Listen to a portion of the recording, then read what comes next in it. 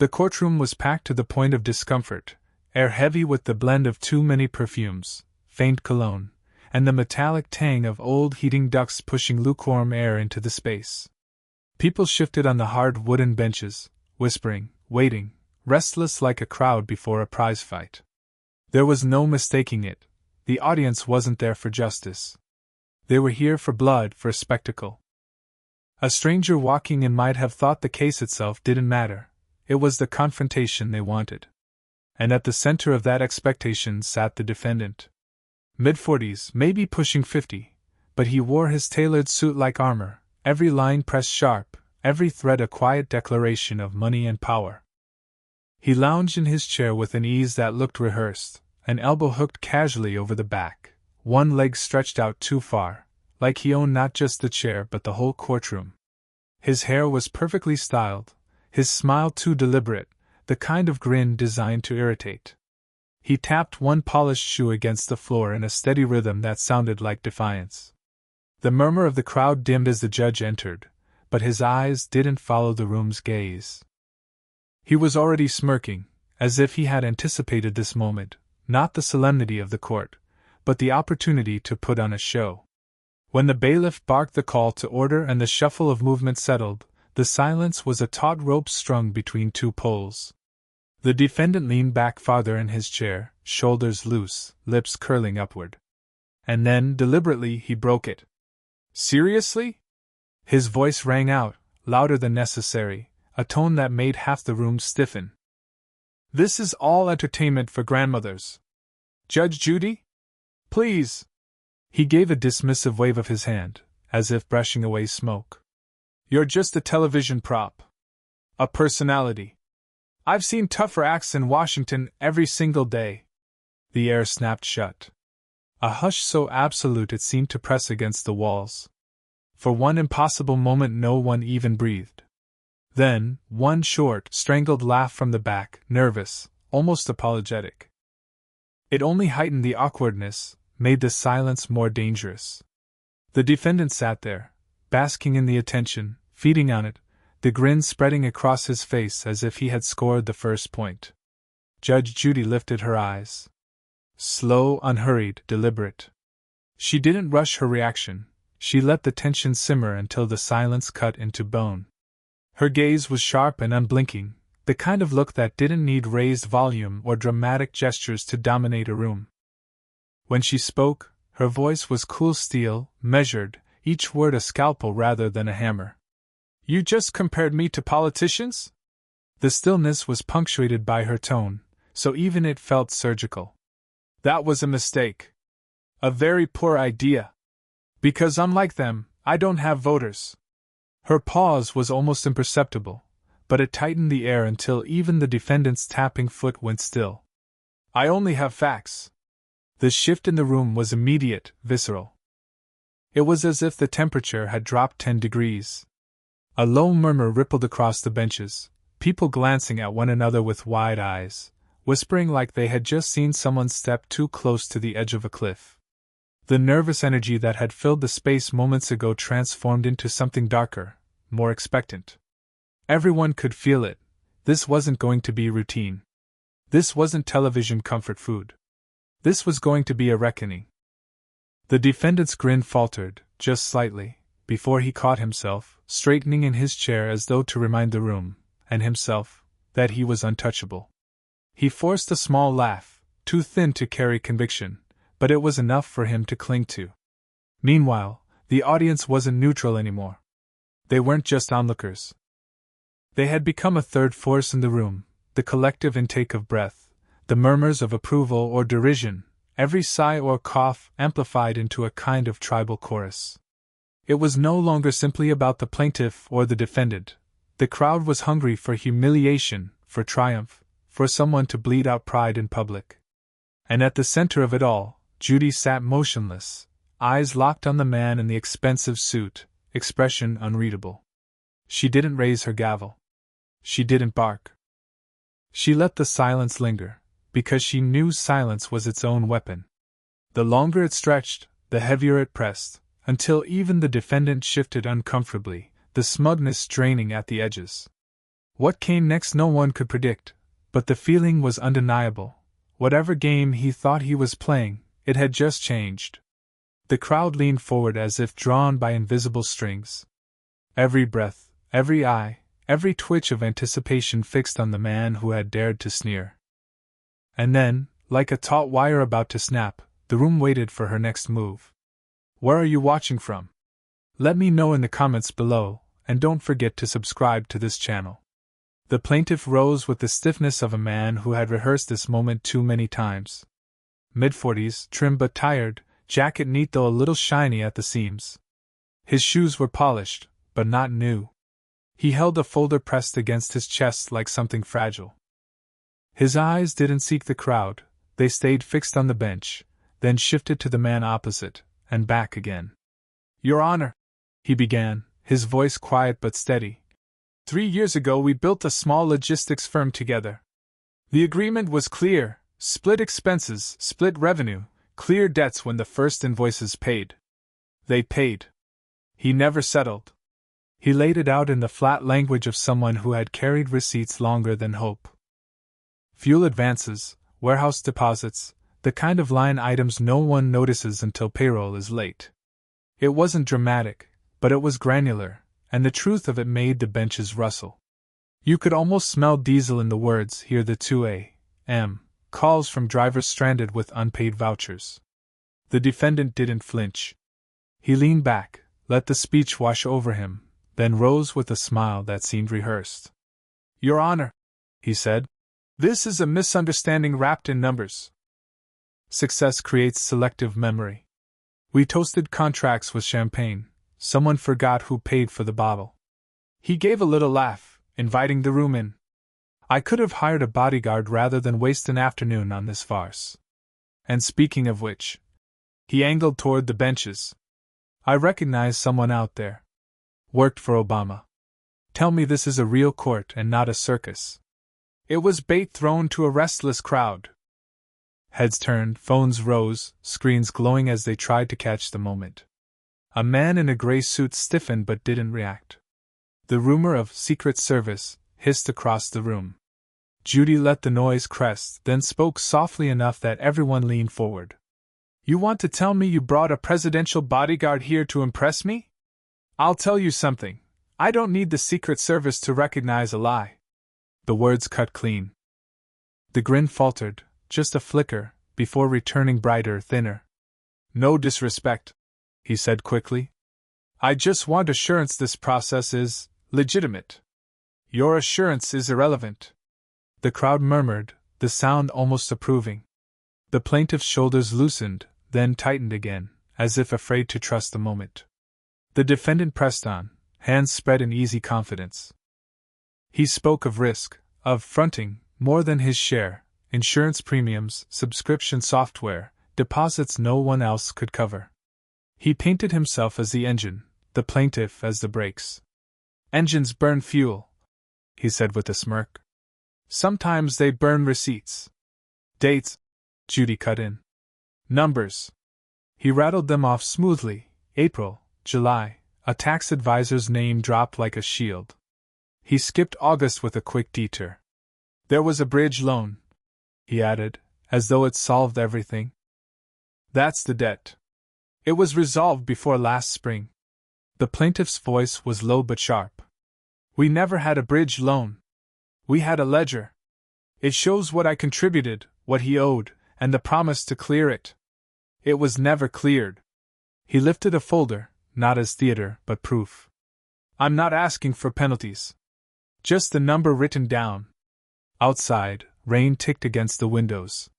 A woman fanned herself with a parking ticket, the world carrying on while the room held its breath. Bring me the ledger, Judy said. She didn't look at the defendant. The bailiff took it, pages sliding with a hush that filled the silence. The defendant couldn't resist. We can swap spreadsheets all day, he said, amused. I'll provide mine, current, not some old printout. You'll find them very clarifying. Good, Judy replied, eyes never leaving the numbers. Clarity is why we're here. She turned pages quickly, but not carelessly. The crowd sensed it, She wasn't skimming, she was dissecting. A small laugh escaped the defendant when she paused on a column labeled reimbursements. The sound didn't fit the room. It hung there, brittle. Mr. Blake, she said evenly, you told me this balance was resolved before last spring. That's correct. She raised her eyes, gaze locking on him like a nail. Interesting. She closed the folder with a soft click that felt louder than a gavel.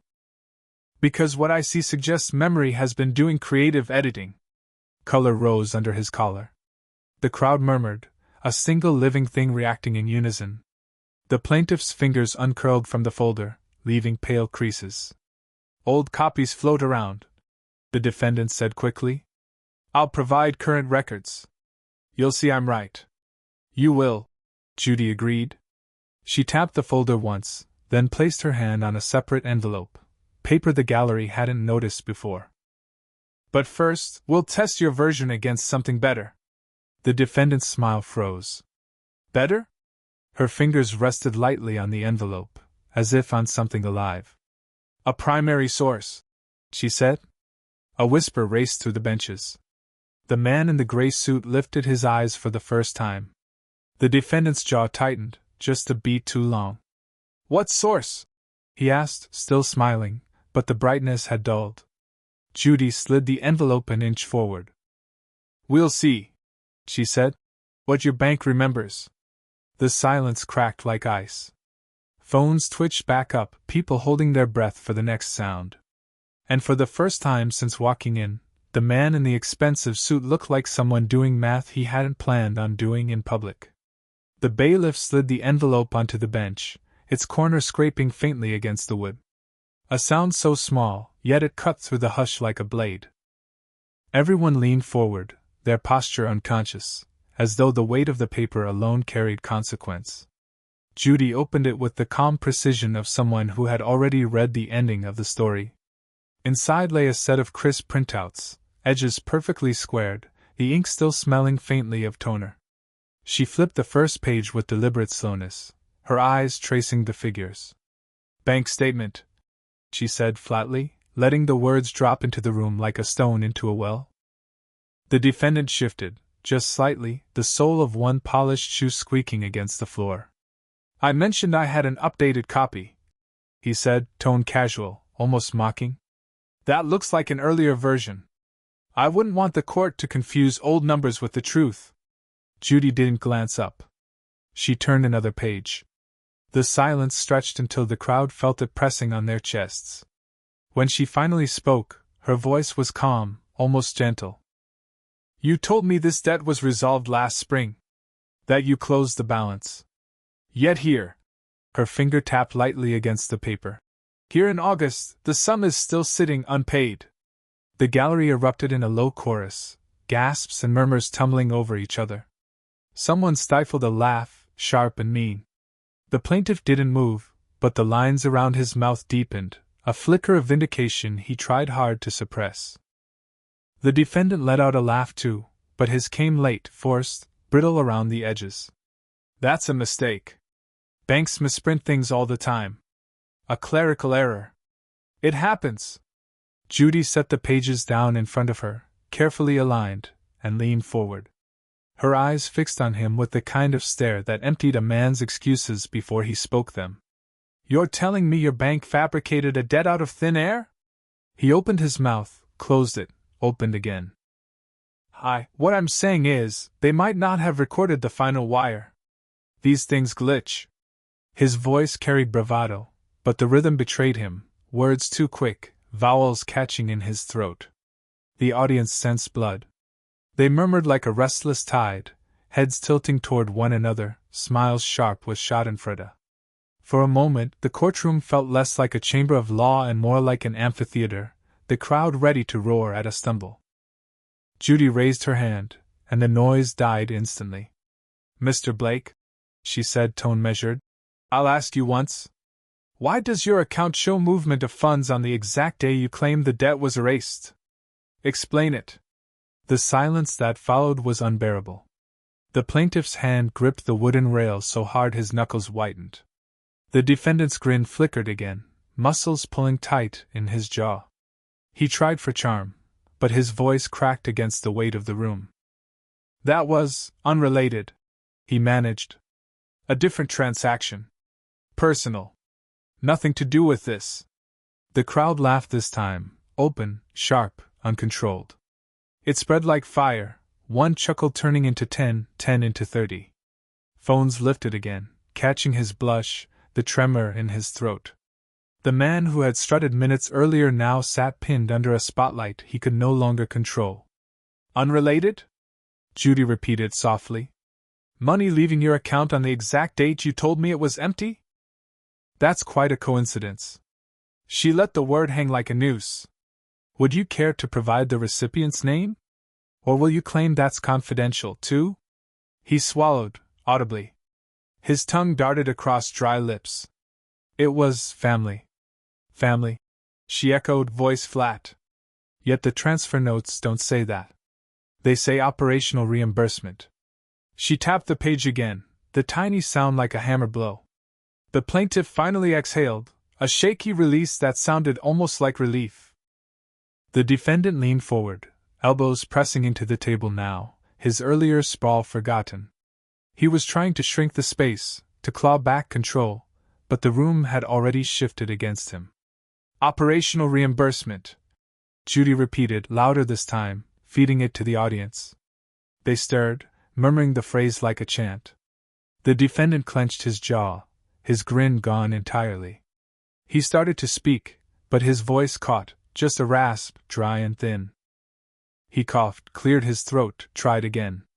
Your Honor, this is not what it looks like. Then tell us. Judy pressed, eyes narrow. What does it look like? The crowd leaned in as one, breath held, waiting for his answer. The defendant blinked, words failing him for the first time. His hand went to his tie, tugging it loose, a small motion but enough to show the heat had reached him. The silence stretched again, thicker, heavier than before. He opened his mouth, but nothing came. Just the faint sound of his breath hitching. The plaintiff's gaze never left him. Neither did Judy's. The audience could feel it, something had cracked. The man in the expensive suit, the smirk, the bravado, it was all slipping. And in that pause, with every eye locked on him, the room felt the anticipation of a fall not yet finished. The courtroom was still vibrating from the last blow, a restless hum trapped inside the wood. People glanced from the bench to the defendant, waiting for the next crack. Judy let the sound live for a heartbeat, then spoke with a voice so calm it stilled the room. We've heard about your payments, she said. Now I want to hear from the person you just mentioned. Every head turned toward the back. A man in a gray suit stood. He rose without hesitation, his movement carrying the kind of discipline that comes from habit, not performance. Short cropped hair, shoulders squared, tie plain and tight. The crowd shifted as if gravity had pulled them, phones floating up like periscopes. He stepped forward through the aisle. The path opened for him automatically, reverent. He took the oath with a steady, "Yes, ma'am," and his voice carried without force. The defendant's grin faltered, then snapped back on. I worked protection for President Obama, the witness said simply. And unlike the defendant, I know what discipline means. I personally saw him dodge payment on the contract. He boasted that his money let him escape accountability. The benches hissed with disbelief. A woman whispered, "He said that?" The plaintiff's hands tightened on the folder, eyes shining with something between anger and relief. The defendant's composure shattered. He lurched up, chair screeching. That's a lie. His voice cracked. You sold out. Fuck you. Chaos ripped through the gallery. Cheers, jeers, applause. A whistle shrieked from the back. The bailiff stepped forward, broad and ready, hand hovering near the defendant's shoulder. Sit, Judy said. Not loud. Not sharp. Just final. He sat, slow, stiff, heat rising in his face. Judy turned slightly toward him, then to the gallery. And now we see what remains of your dignity when truth walks into daylight. The crowd's murmur deepened, less noise than judgment.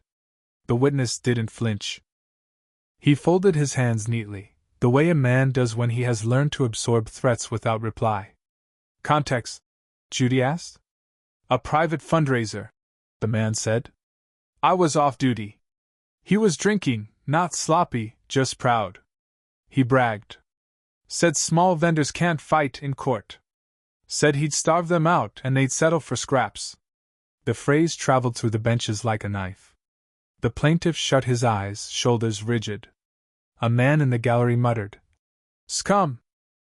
Another shook his head slowly, lips tight. You're certain? Judy pressed. Yes, ma'am.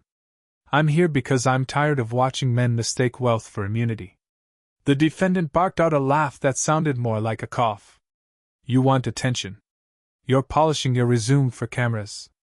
He flung a hand toward the crowd. Enjoyed the show? Nobody laughed. The silence after his words was colder than any jeer. Even the restless phones stilled. You brought status into this room like a shield, Judy said evenly. Status just chose the other side. The defendant blinked, his face tightening. Anything else relevant?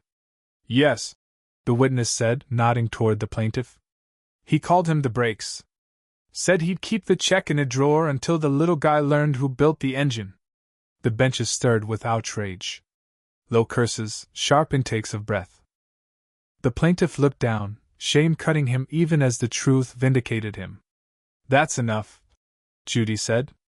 She thanked the witness by name, a small courtesy that landed heavy. He stepped back.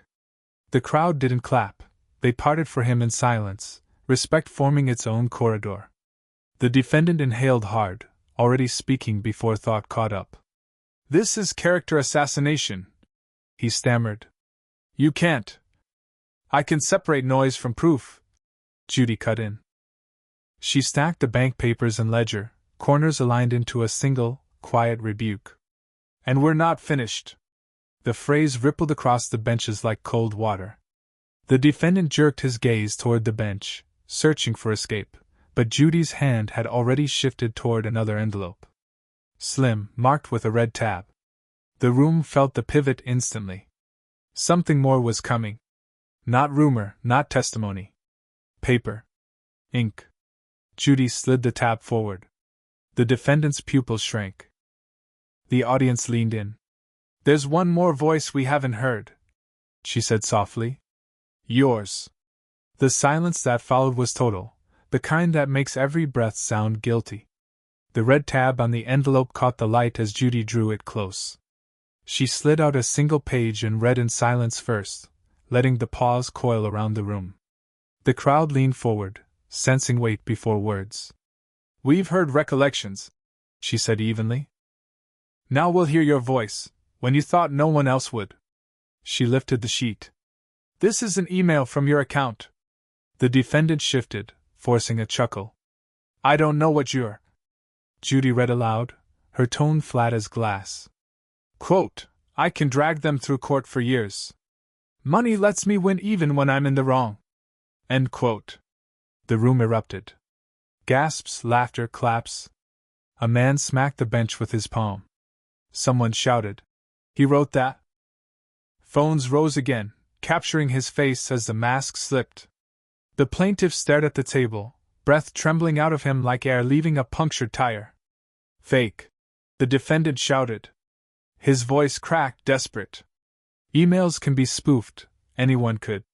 Judy placed the sheet on top of the ledger and bank statements, aligning the corners. This was verified by your provider. Server data. Header logs. Sworn testimony. It is yours. He laughed again, but it was brittle, broken glass on stone. You've got no chain of custody. This is television. Authentication is complete.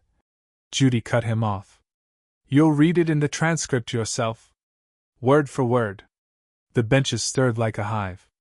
The plaintiff's eyes shone, not in triumph but in relief, confirmation after years of being told to doubt his own memory. The witness in gray remained motionless, posture steady as if guarding the silence itself. Judy lifted the page again. You didn't just delay. You strategized. You bragged. You turned obligation into a weapon. And now you want me to call that business? He tugged at his tie, then pushed it back up, realizing the cameras were still on him. People posture in emails, he argued weakly. It's bluster. Negotiation. Bluster doesn't leave invoices unpaid, Judy said. It doesn't keep drivers waiting at gas stations. You didn't just lose an argument here, you lost your disguise. The benches burst again, applause cutting like thunder in a canyon. A chant rose, quick and raw. He's caught! He's caught! The bailiff lifted a hand, but the air was already scorched with vindication. The defendant slumped back, pale under the lights. Sweat marked his temples. He searched for words, but found only fragments. Character assassination, politics, mob. His voice dwindled, brittle as paper in flame. The law is not a mob, Judy said, quiet, final. She tapped the email. The law remembers. And today it remembers you. The plaintiff finally spoke, voice rough but steady. You could have just paid. The sentence was so plain it landed like a stone, no echo, just depth. The defendant blinked, jaw working soundlessly. The grin that had carried him through the first half hour never made it back to his lips. Judy gathered the 3 documents, the ledger, the bank record, the email, into one square stack, corners aligned like a coffin lid. We're past theater, she said. Now we're in arithmetic. She turned to the plaintiff. Your figure. He spoke clearly, reciting principal, costs, storage penalties. No padding, no interest. Just the number written down. The ordinariness of it struck the room harder than shouting would have. Do you contest the math? Judy asked. The defendant's lips parted, then closed. He looked down, then back up, searching for footing that no longer existed. I contest everything. The words rang hollow, almost childish. You contest your own words? Judy pressed, finger resting on the email. He didn't answer. The benches fell into stillness, every phone lowered. The impulse to record had been replaced by the need simply to witness. Judy smoothed the documents once more. The gavel sat untouched, yet it loomed in every mind. In a moment, she said, soft but heavy, we will conclude. Her eyes stayed on him, not angry, not triumphant, just surgical. The hum of the vents returned. The smell of old varnish and damp coats filled the silence. The crowd leaned forward, every breath caught in waiting. And the man who had walked in smiling now looked at the neat stack of paper as though it were a map with only one road left, ending in a wall. The storm that had filled the courtroom finally ebbed into a tense, waiting silence. People leaned back but did not relax. They were suspended, half afraid to miss a word, half eager for the inevitable strike.